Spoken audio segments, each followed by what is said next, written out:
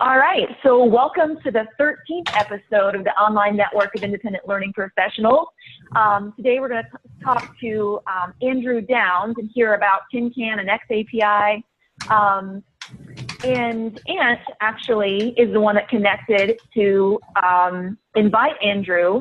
So Ant, I just wanted to give you a shout out, and if you had anything to say about like why you wanted to hear from Andrew. Yeah, thank you. No, I met Andrew a couple of weeks ago for the first time at Learning Technologies in London, and we'd actually already organised to do this talk before that, but I don't really know anything about Tin Can, and I just wanted somebody to explain it to me in plain English, so I thought Andrew was maybe the best guy to do that. Welcome to Zoom. Enter your meeting ID. Oh, goodness. 1 second. We will get that fixed. Okay, that's fixed. So I'll hand it over to Andrew, but yeah, I was just excited to really find out more about Tin Can and get the people who know about it to talk about it and tell us what's going on, really.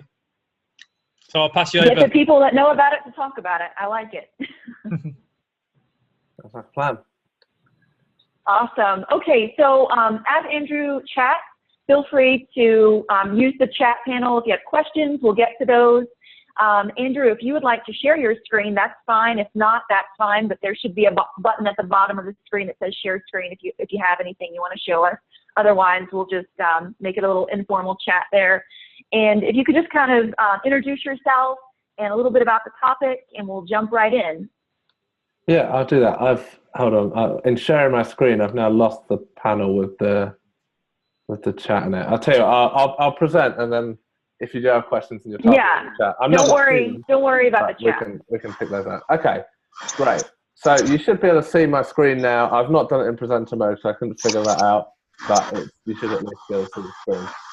So yeah, I'm going to be talking about xAPI, a very high-level introduction to xAPI, what it is and why it's important. We won't be diving into the technicalities of how to actually do it today. It's just a case of giving you the background so you know what it is. Yep. So should be said. I'm Andrew. I'm normally based in the UK, which is why Ant met me in London. This week, however, I'm in Tennessee, out of the offices of Watershed. I consult for Watershed LRS. So we are a learning record store, a place to collect data from lots and lots of different sources, and then use that data to power learning evaluation.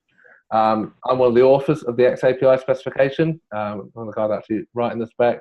Been involved in that, I guess it's about 4 years now. It doesn't seem that long, but yeah, it's about 4 years now. My background is instructional design. Originally, I was in the academic world, but really for the last 3-4 years, been in more commercial background. Been with Watershed for with Rusty Software, and then with Watershed for about 1.5 years. So that's me. The topic xAPI, you may have heard referred to as Tin Can API or maybe Experience API. They're just different names for exactly the same thing. And at a very high level, xAPI is a shared language for two systems to talk about the things that a person does, two computer systems to be able to communicate about those things that a person, generally a learner, does. And I think the place where we are in our industry at the moment is we're in a situation where there's a lot of really innovative things that we want to be doing, and people are you go to a conference, you hear about all these ideas, but often there isn't really a way to do that. Technology is limiting us. There's this guy's a quote here: big breakthroughs happen when what's suddenly possible meets what's desperately necessary. And with xAPI, it's really opening up a lot of doors to do a lot more things that really learning development have wanted to do for a long time. What's been desperately needed has become suddenly possible. And the reason for that is that e-learning standards really do limit what we can do as an industry. Let me give you an example of a standard that's a little bit more physical than something like xAPI, which is all to do with computers online. USB is a standard, it's a specification. And so if you are a manufacturer of a product that's going to connect to a computer, you have to follow that USB standard. If you make a printer or a mouse or whatever else that doesn't conform to USB, nobody's going to buy your product. You have to follow that USB standard. And that means that you're limited in terms of the amount of data that you can transfer, the amount of power that you can pull, and even the size of your device. So many of you will have seen those really tiny USB memory sticks, where actually the biggest bit is the bit that connects to the computer. And you couldn't make it any smaller than that because of the USB standard. It has to have that bit on the end. So they're limited in size.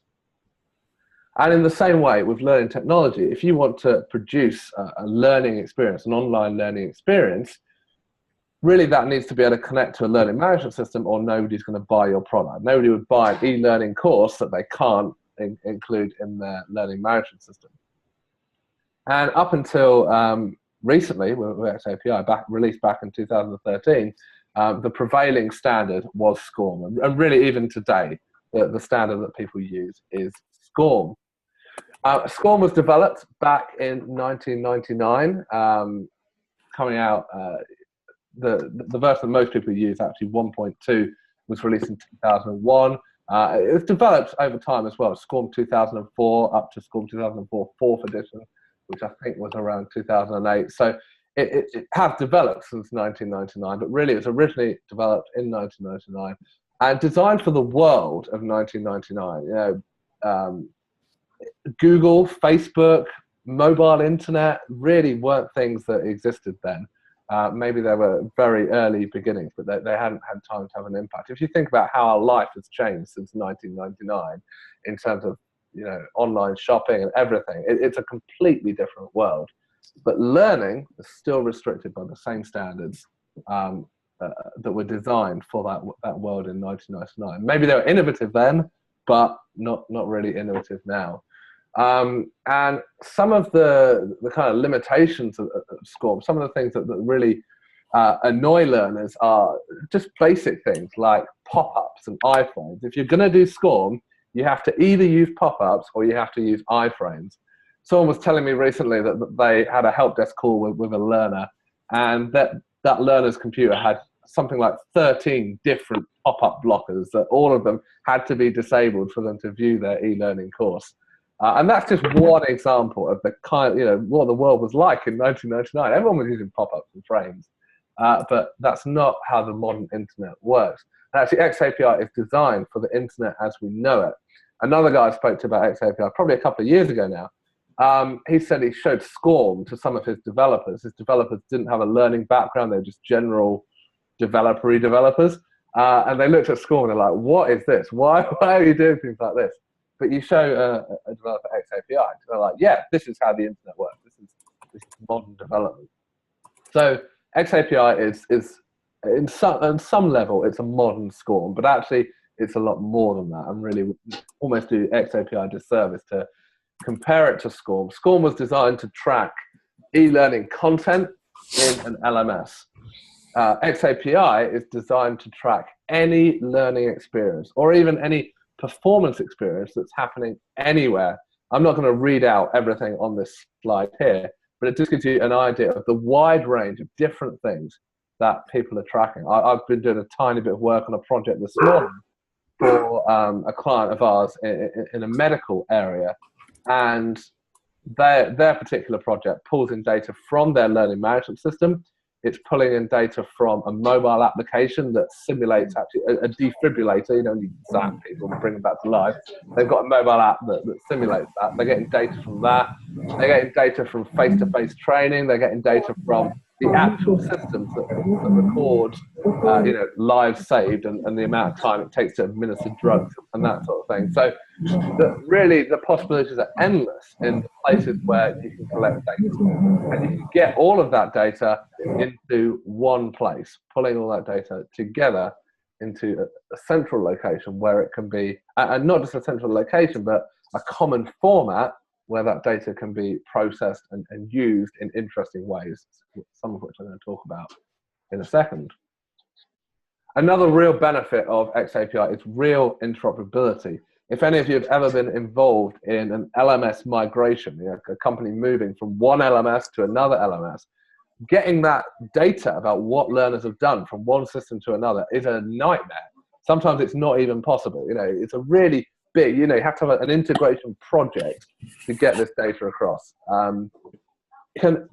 We recently actually had a client move from one of our competitors to us, and it took a very short period of time. We're talking like minutes or possibly hours to fix some of the glitches, but very easy to move data from our competitor's learning record store to our learning record store, because both they and us have done a good job of implementing xAPI. And xAPI is designed for that transfer of data. You can move data from one system to another very quickly. That means you can have multiple learning record stores, multiple LMSs, and share that data. It's not just about getting data into the LMS, it's about what you're going to do with that data afterwards and being able to move it around. So real interoperability, not just interoperability between an LMS and e-learning content. Another great advantage of xAPI is that you can do ongoing analytics, not one-time research. A lot of organizations, how they do learning evaluation at the moment, it's a very manual process. They're collecting data from different sources, they're typing it into Excel, they're running their formulas and producing their charts and whatnot. With xAPI, what we do with our clients is we connect systems together. So you're getting that data in real time. And that means you can display that data in analytics and dashboards and see exactly what's happening today, not what was happening a week ago or a month ago or whatever. And once it's set up, the charts just automatically update. There's no extra work to go and update that data. And obviously that means you can have real-time dashboards that show you exactly what is happening at a given point in time. But it's not just about displaying that data and reporting on that data. xAPI, because the data is free to go in any direction, it's not just moving data from e-learning content into the LMS. We can actually take data out of the learning record store, the LRS, and feed that into learning experiences, so that the learning experiences we design can actually be adapted and changed based on data that they've got. I use an analogy here of pavlova and eaten mess, to specifically talk about blended learning. And you might be familiar with these desserts, you might not. So just in case you're not, just to give you a brief summary of these two desserts. Pavlova, the ingredients you can probably clearly see there are meringue, cream, and strawberries. And there's a kind of layering system there. You've got the meringue, then you've got the cream, then you've got the strawberries. Eaten mess, it's the same ingredients, but they're all mashed up together, and you really can't tell where the strawberries end and the meringue begins. It's just totally mashed up and delicious. And often our blended learning is a bit like the pavlova. Everything is separate. We've got our e-learning over here, we've got our face-to-face training, we've got maybe a marketing campaign, maybe we've got some physical resources, some posters, and all of these elements are maybe designed separately. They don't really integrate together. With xAPI, we can much more easily link those things up so that what happens in the online course can actually feed into what happens in the classroom. What happens in the classroom might feed into the marketing campaign, and whether or not people click that link in the email marketing depends on what happens in the e-learning course. And there's lots of other examples of how xAPI data can be used to feed into actually adapting learning experiences. I did a whole webinar on it a little while ago. If you go to tincanapi.com and look for the webinars, you'll find one of the webinars. I forget the title. It's something like 9 applications of xAPI or something like that. You can look that up. And xAPI is something that is real. It's something that's here today. The spec version 1.0.0 was released on I think it's April 27th, April 23rd, 2013. And even before that, there were products, for example, Articulate Storyline and several other products already were adopting even before that release. Now we're into 2016, so we're nearly 3 years on since that release. So it's actually, getting to be there's been a lot of time since that release. And lots of products are adopting xAPI, and we're seeing more and more organizations using those products and connecting them together in different ways. This is a list that I produced probably about 6 months ago. It's not complete. There are other products that adopt xAPI and do things with xAPI. So just to, it's a real thing. It's something that you can go out and buy products today and connect them together and do very exciting things. I wanted to talk you guys through a case study. The one that I picked, because I actually already had some slides prepared for this, is an organization we've worked with called Qs. Qs are a professional body, so they work with credit unions, and they provide resources and training materials for managers within those credit unions. And so they're using xAPI to collect data about the resources that they provide for their members, but also about what resources do those members access maybe beyond what Qs provides, to give an idea of what those members will be interested in so that they can improve that offer. They also want to provide their members with tracking. So if it's a member organization, there's managers within that organization, those managers want to be able to track what the people on their team are doing with the Qs resources. So a couple of things that they want to do there. One data source that Qs are using is what's known as a bookmarklet. So it's a little button on the web browser, and they click that button on the web browser, and it just records, the learner visited this particular website. Obviously, we don't know whether or not they read the website, but we can assume if they went to the website and they clicked the button, there's a good chance that they did view that website and did read it. And that gives Qs a good idea of what websites their members are visiting that they want to report as part of their learning records. There's also tracking collected from Qs LMS and I believe from their website directly.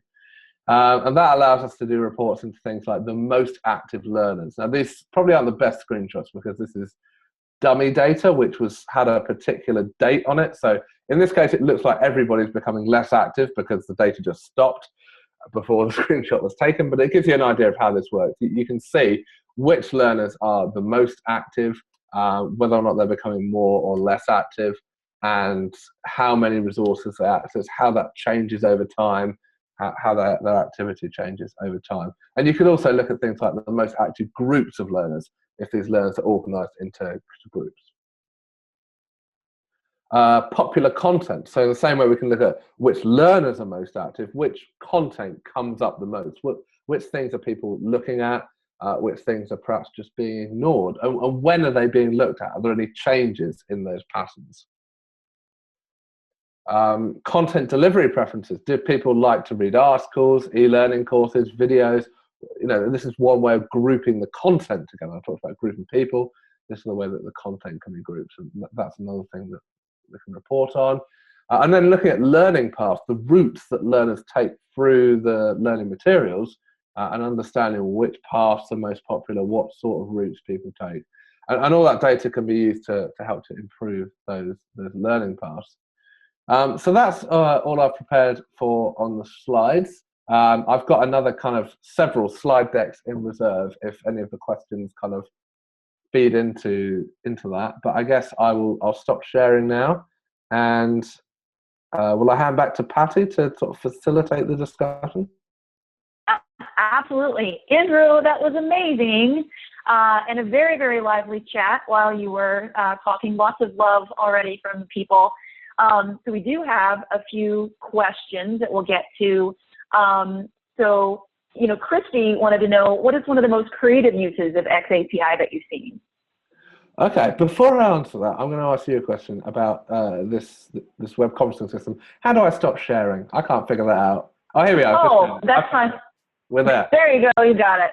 I got it. Okay. So I'll get the chance. So most creative uses. There's so many different creative uses. Different organizations are doing lots of different things. So I'm not going to pick just one, but I'll maybe list a few different ones. So there was the client I mentioned earlier, actually, that I've been doing some work on just this morning, where they're tracking actual, in a medical situation, resuscitation of real people, bringing people back to life, being tracked via xAPI, and all the training behind that as well, and comparing that. Another interesting one is that we've done is Catholic Relief Services, which is an organisation that goes to areas of disaster, where there's an earthquake or I don't know, a volcano or whatever, and they go and help people. And so they have these simulations, and they're using xAPI to track those simulations. And then the plan is to compare that to data from performance observations on the ground in those situations. There's a case study that tends to be quite popular by an organisation called Torrance Learning, Megan Torrance. And they basically school kids in a museum. Often the teachers, the kids run off to all these different exhibitions. Teachers don't know what the kids are looking at. The parents certainly have no idea. And so they use xAPI. They put RFI tags on the students. They can track where the students go, how they interact with the different exhibitions. I think the teachers had an iPad so they could see in real time where the students were and what they're interacting with. But then afterwards, they also had reports on what learners were doing, what they're interacting with, that could be shared with the parents as well, and used by the teachers to tie into the learning back at school. Another case study that we've been shared on tinkanapi.com that tends to be quite popular is a firing range. So training for soldiers, they're actually shooting at targets that kind of, I don't know, they pop up or whatever, and they integrated xAPI into that firing range so that they could tell, give the soldiers immediate feedback, give feedback to the soldiers have managers, but they're senior officers, and also the firing range. Like if a bush has grown in front of one of the targets, they can see, well, nobody's shooting that target, and they can go and check that out and cut the bush down or whatever. So that's quite a creative one. There's a few people experimenting with integrating. So let me backtrack. Articulate Storyline comes with xAPI support baked in. It will track what learners do, but there's a few people experimenting on adding to that and linking up courses together so that what happens in one course might affect another course. There was one guy that built like an adventure game in Storyline. I'm not quite sure what the learning implication of it was. I think he just did it for fun. But he had like an inventory. The characters in this game had an inventory, and that was passed between different Storyline courses using xAPI. Another really interesting one is virtual reality. I don't know if any of you have had a go with Google Cardboard or something like Oculus Rift. There's a few people doing virtual reality, tracking that with xAPI, which is really quite cool. Probably the most innovative virtual reality one, I haven't seen it, but I've heard about it, and I hope to see it at some point, is where you're being assessed on delivering a talk. So you've got the virtual reality headset on, you've got the microphones that can detect your voice, and based on the tone of your voice and based on whether or not you're actually looking at people rather than looking down at the auto cue, you're assessed on that.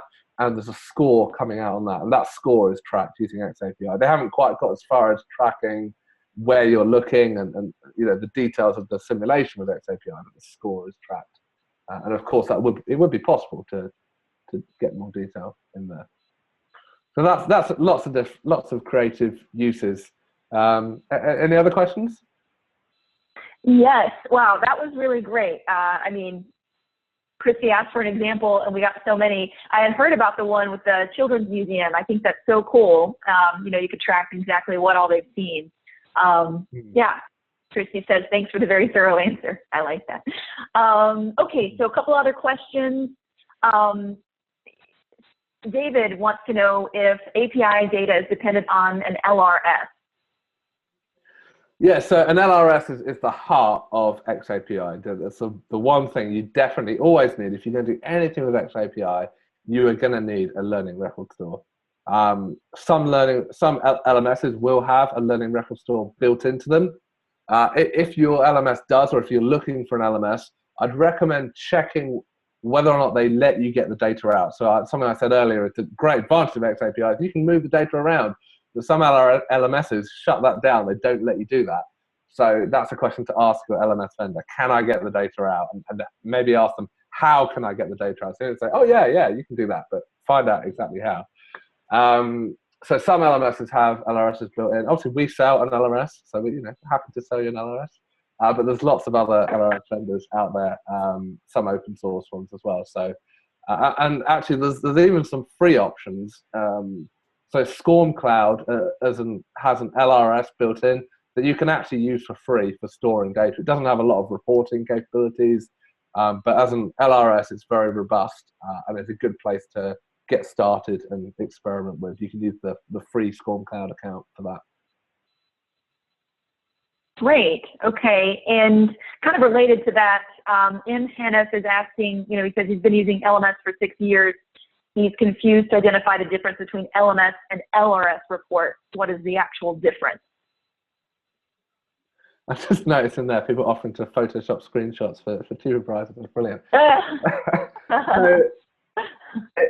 So what's I got distracted by that and I didn't. Could you? That's okay. Sorry. That's all right. LMS versus LRS report.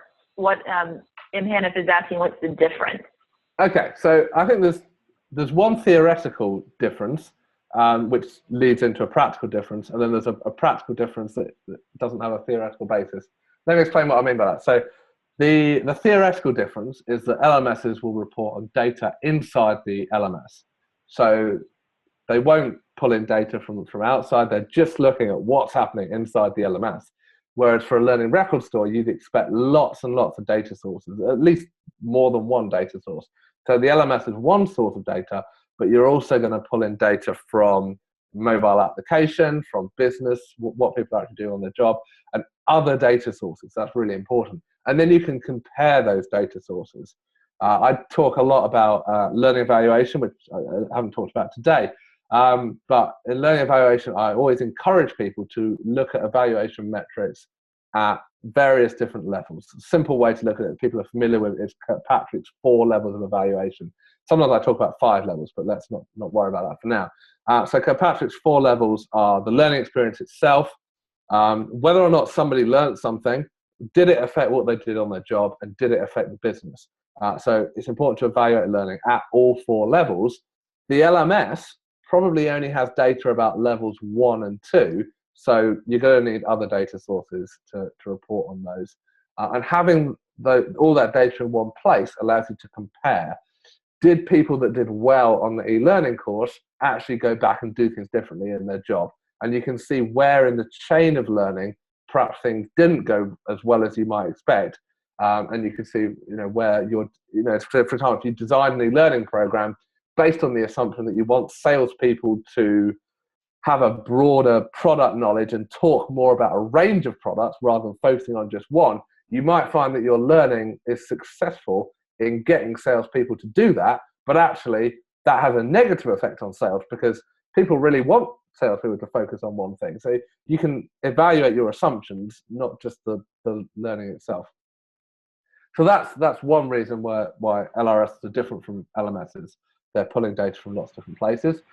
The other reason is often, or certainly in the case of our product, the reports that you get in Watershed LRS are 1,000,000 times better than we've seen in any learning management system.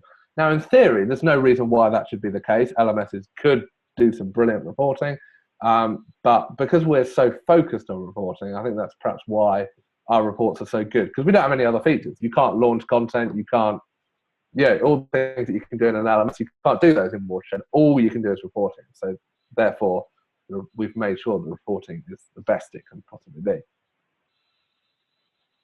Great. Very, very thorough answers, Andrew. I love it. Yeah, no problem. Thank you. Okay, so we still have questions coming in.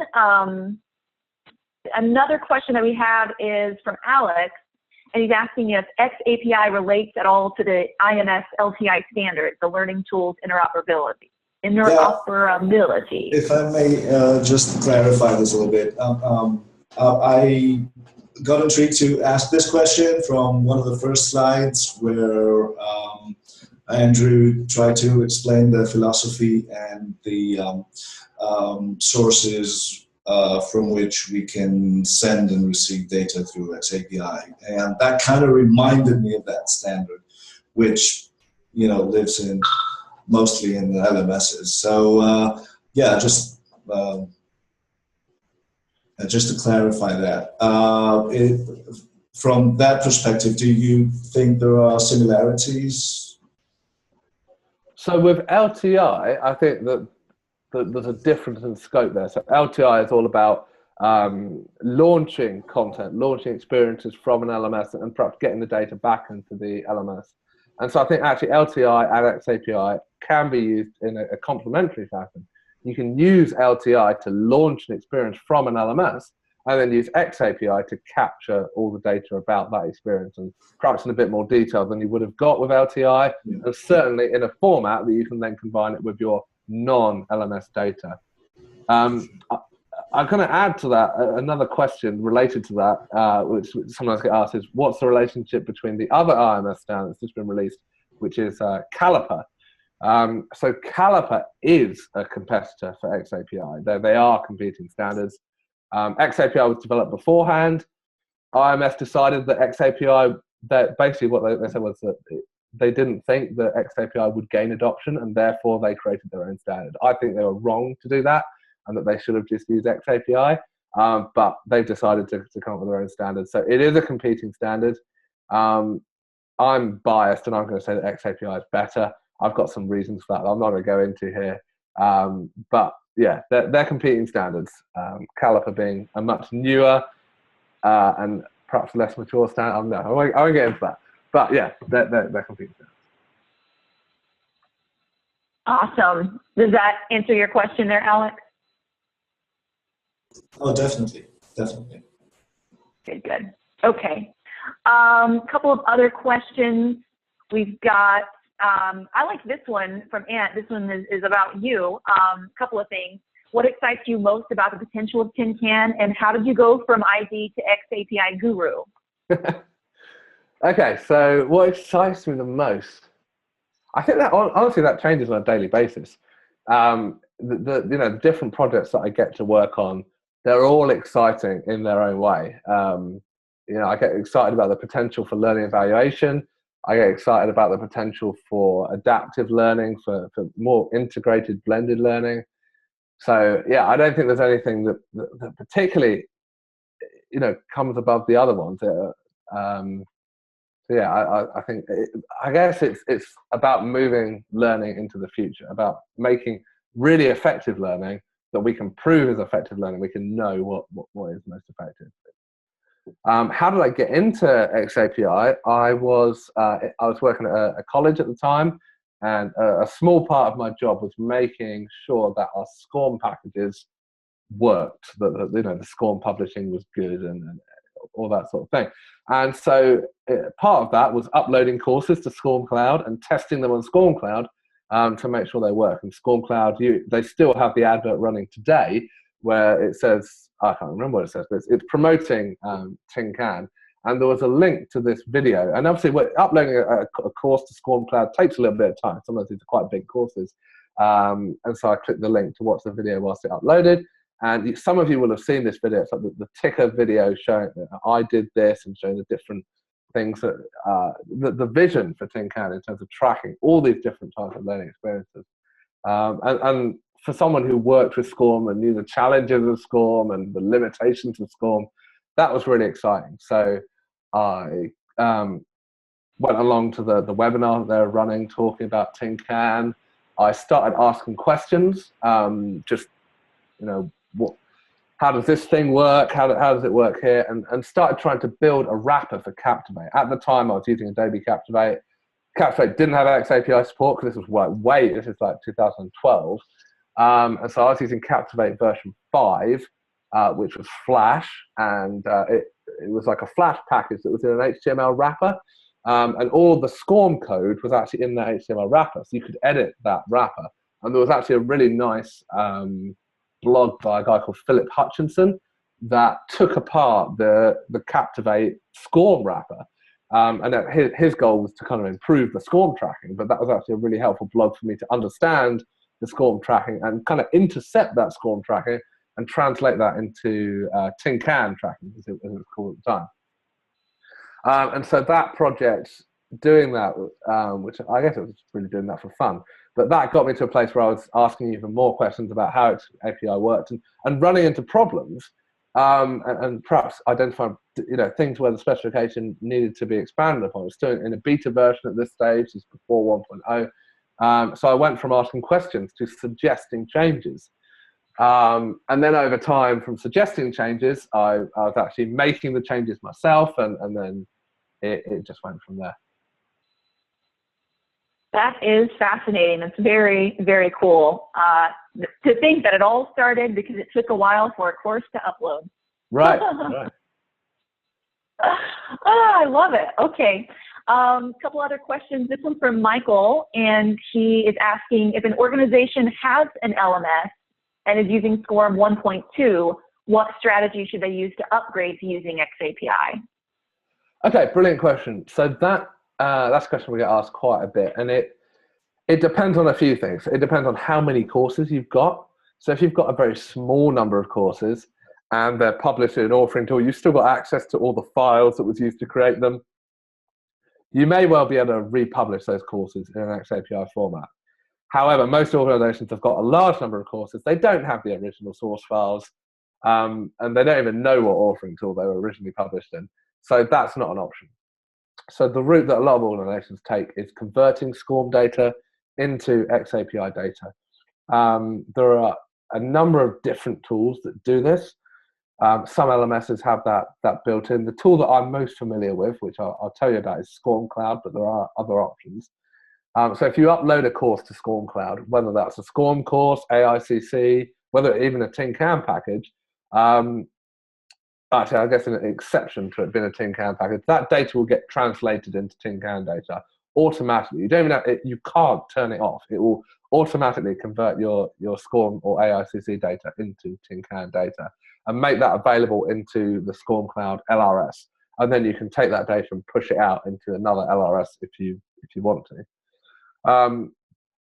So what you can do is you can use a feature in SCORM Cloud called SCORM Cloud Dispatch, where you download a really small SCORM package and upload that to your LMS, and that links back to SCORM Cloud and the course on SCORM Cloud, and that gives you all the benefits of SCORM Cloud, including the tin can translation of data. So that's a strategy that a lot of organizations will use if their LMS doesn't support the translation out of the box, which some do, but not a lot of them do. The other thing I'd say is you might be happy with your SCORM tracking. That whilst xAPI can replace SCORM, it does a lot more around that SCORM doesn't do. And you might decide you want to keep using your SCORM courses for SCORM stuff. Maybe get the kind of final data about completion and score, but maybe not the detailed data about question level tracking. Maybe translate that into xAPI, but then use xAPI for all the other data and for aggregating that data together. I guess the other thing to say is if you're producing new courses, produce them in an authoring tool that's got xAPI support. There are some tools that will publish either xAPI or SCORM, so you can choose between one or the other. In that case, make sure you keep the original source files so that you can easily switch. And there are other tools where you can actually publish a SCORM package, but they will output xAPI data as well as the SCORM data. There's a couple of tools that do that. So find out exactly how your tool approaches the problem. Yeah, I'm happy if any of you've got specific elemental authoring tools. I know quite a lot of, or I know some of them at least. So I'm happy to attempt questions on specific tools as well. Michael has a follow-up question then. What does Storyline 2 do in regards to that, the output? Okay, yeah, great question. So there's a guide. If you go to help.watershedlrs.com, there is a help guide on there specifically about Storyline 2. Storyline 2 does a good job of outputting xAPI data, but only if you use it correctly and only if you use the right version of Storyline 2. So when you open up Storyline, it will have a little version number. And if that version number is, I think it's version 5, it tells you in the help guide exactly which version. But you want to be using the latest version for a number of reasons, but tin can support is one of those. So just make sure that you're using the latest update of the version. It's not about, certainly don't use Storyline 1. If you want to do xAPI, you want to use Storyline 2, but make sure it's the latest version of Storyline 2. And they do free updates. If you've got any version of Storyline 2, you can update to the latest version for free. And there's even tools, I believe, that will convert packages. I've not tested those, but I think they exist. I think I've seen those on their website. So make sure you're using the latest version, and there's some other guidelines. For example, if you've got a hotspot question and your hotspot is based on maybe an oval shape, make sure you give that oval a name. Don't call it oval 1, call it whatever the picture that the oval is covering, something that's relevant, because that name will then feed into your reports. And yeah, there's other guidance in that help document. Good advice. Thank you. I think a lot of us use Storyline too, so that's good to know. And Michael has one last question. It's from a while back when we were talking about LMS and LRSs, and he was asking, is it a good idea to have a combined LMS and LRS? So I think it depends. And I think actually a lot of organizations will end up having a combined LMS, LRS, and an external LRS. So a built-in LRS is perhaps going to be a good way of collecting data about e-learning courses. I think that's why a lot of LMSs will put a combined LRS in there. An external LRS is perhaps going to be better at collecting data from external sources and doing that reporting on a range of different data sources. Honestly, I think if it was me, I wouldn't be. So let me backtrack. I've done a lot of work with Moodle, and with Moodle, I've strongly recommended to the Moodle community that they don't build a learning record store built into Moodle. And there are plugins that you can install for Moodle that will both allow you to launch xAPI courses and also allow you to track what people are doing within Moodle with xAPI.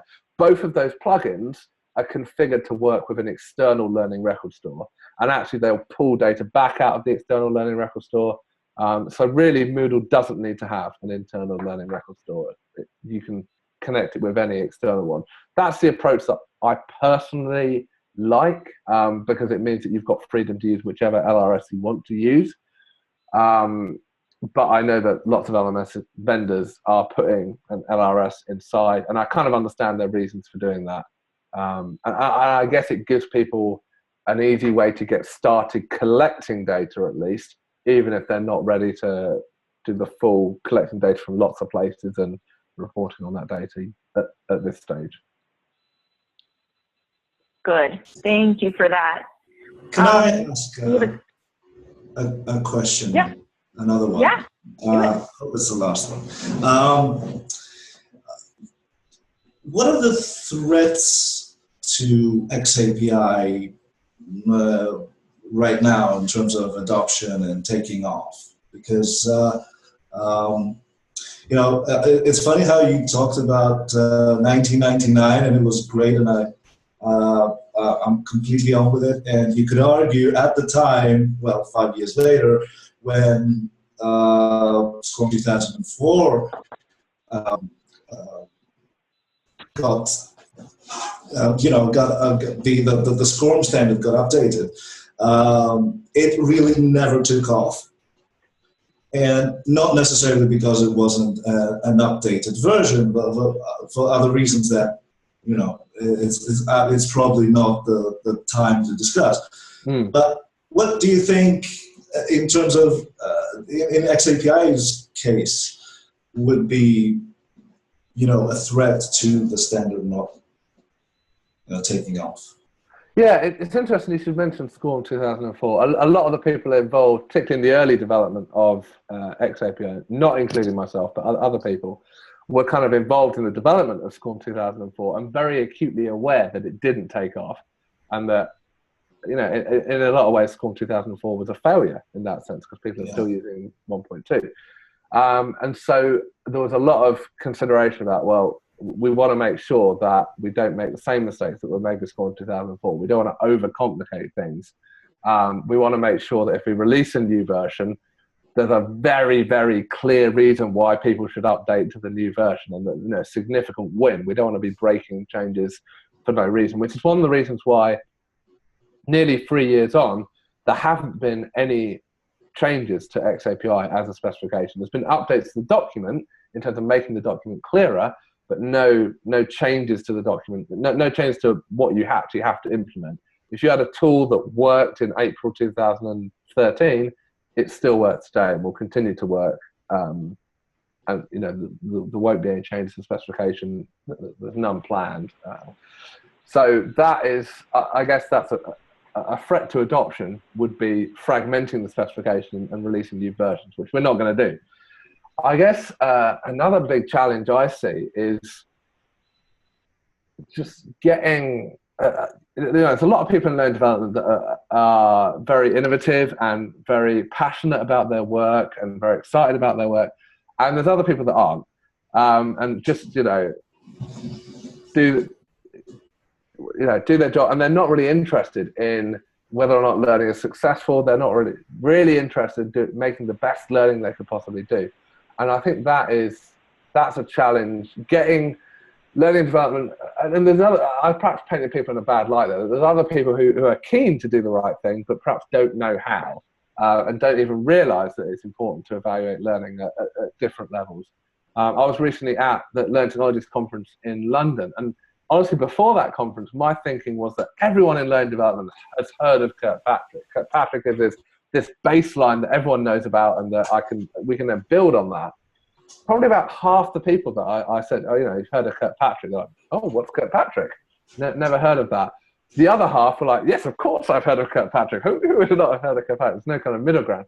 But there's education to do that in terms of moving people to understand the need for evaluation and the benefits of learning evaluation, not just improving the value of learning and getting the organization to take learning seriously, which is an important part of it, but also in making learning the best it can be, improving learning experiences. So one case study that I love is a product we did with AT&T, where they were able to prove that a shorter but more immersive learning experience was actually more effective than the kind of text-based learning experiences that they had previously to that took twice the time. So they were able to use xAPI to really drive an improvement in the learning that was going on, and also reduce the number of staff hours, which was a considerable saving given the number of staff that AT&T were putting through this training. I've probably drifted a bit from the original question there in terms of threats, but yeah, so one threat would be spec fragmentation.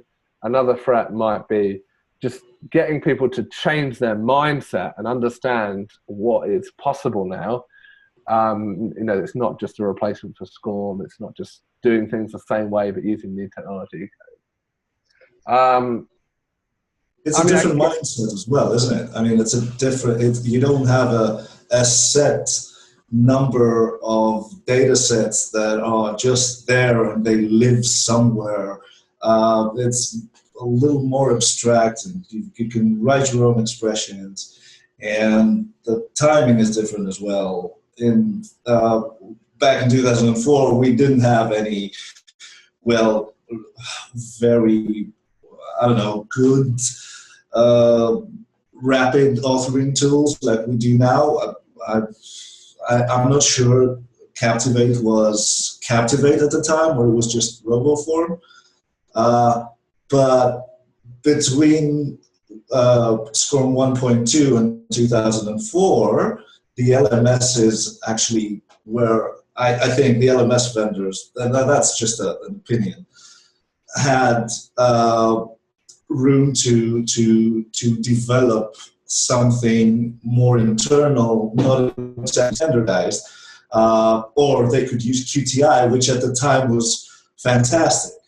And when you were asked to upgrade to 2004, QTI as a quizzing mechanism when we had no rapid authoring tools was just even more fully featured if you had a specific purpose in mind, and you were totally fine with it. There was no reason to go forward in 2004.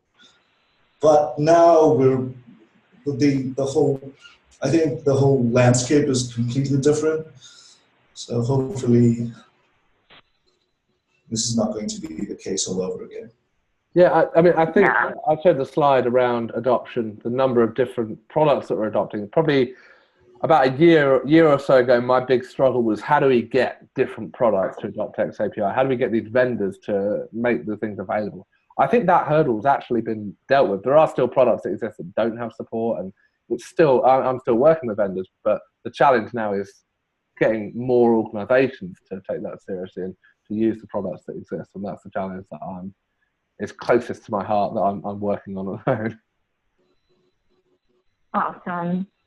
Okay, well, we got a couple other questions, and we have about 9 minutes left, so we'll definitely be respectful of everyone's time. But Sean has a question, and so I'm just going to turn it over to him to ask it.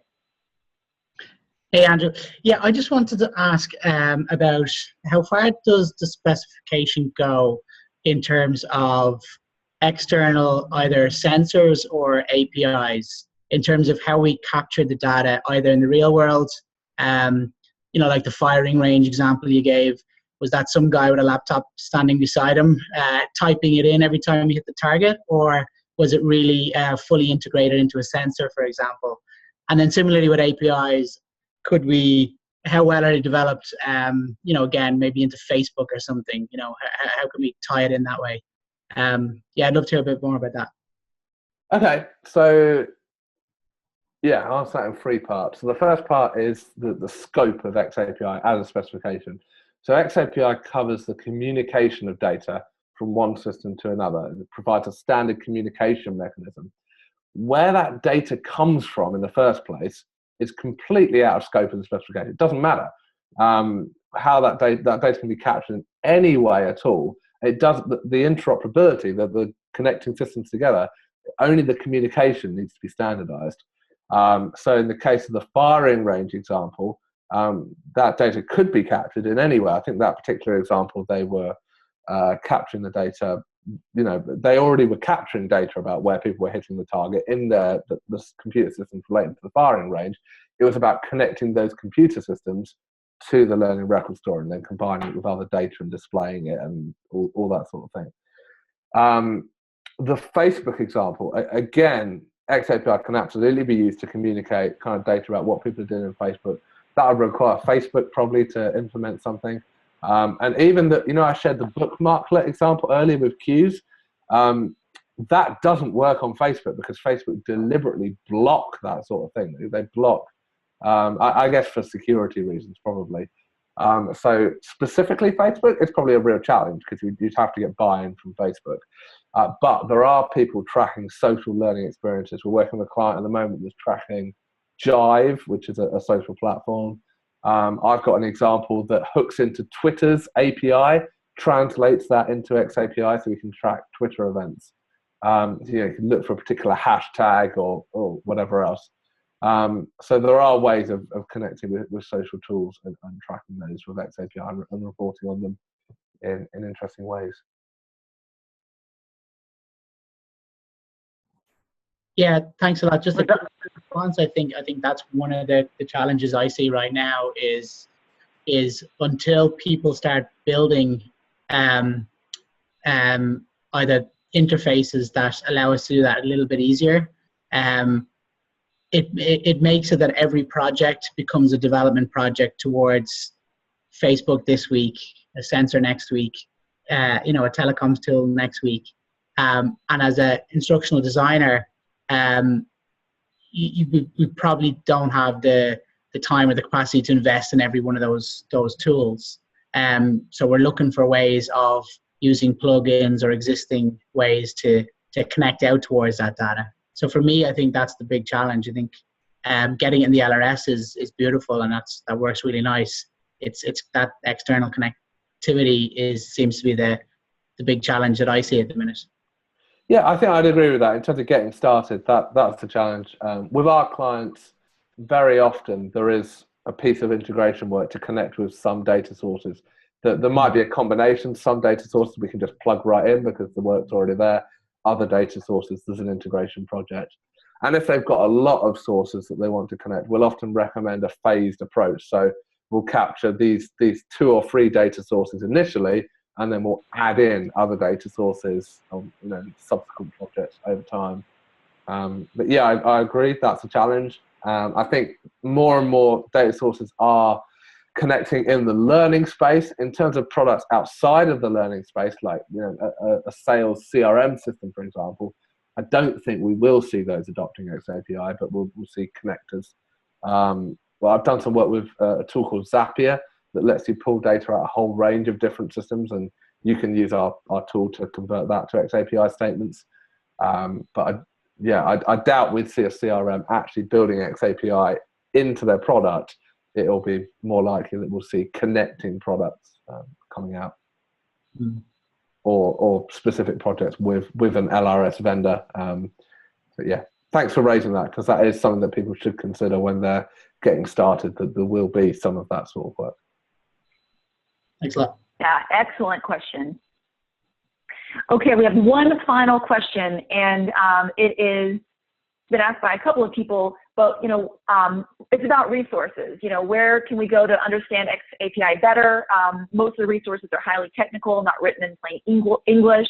And then also people are interested in where can we maybe see some examples? Is there a place out there that we could see what other people are doing with xAPI? So I'm going to be slightly biased here and say I'd say the answer is tinkanapi.com, which has got a whole world of resources, a lot of them written by me, a lot of them written by other people. And the sections on tinkanapi.com. So there's a section, I can't remember what the 4 sections are now, but there's kind of an introductory section that's going to give you the background, the kind of things that I've talked about today. There's I think there's a getting started section that gives you some ideas of how do you actually get started.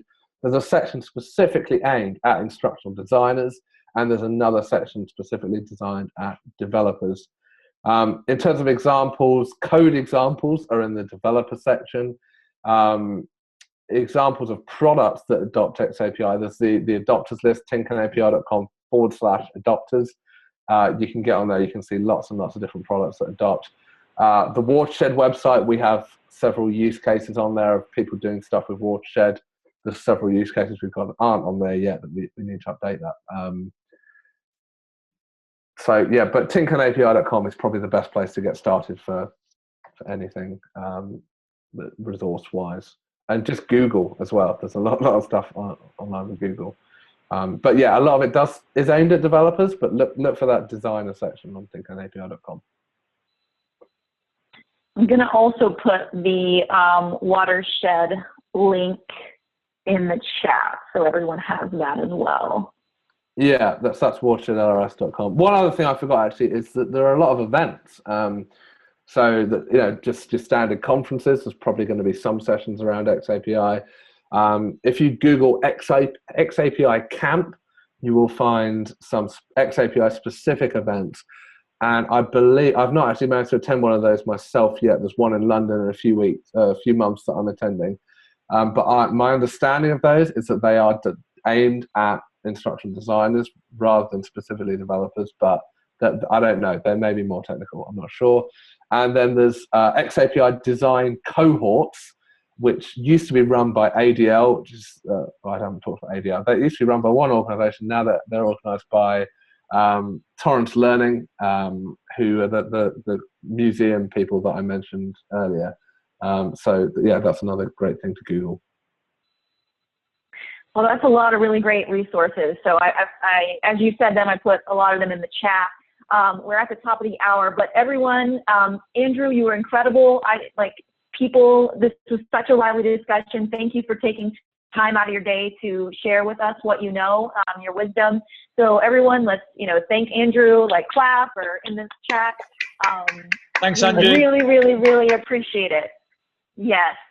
Look at all the love. Just really quickly, I know our audience goes wild. I love it. So for next week, everyone, if you could bring one person with you to the next meeting, that would be incredible. I will also send out the link to register if that makes it easier. It's also on the screen here. And then the next meeting is same time, same place, February 25th. So have a wonderful week, everyone. Andrew, thank you again. We cannot thank you enough. You've made our day. Thank you very much. Thanks, everyone. Have a great week. Bye. All right, bye.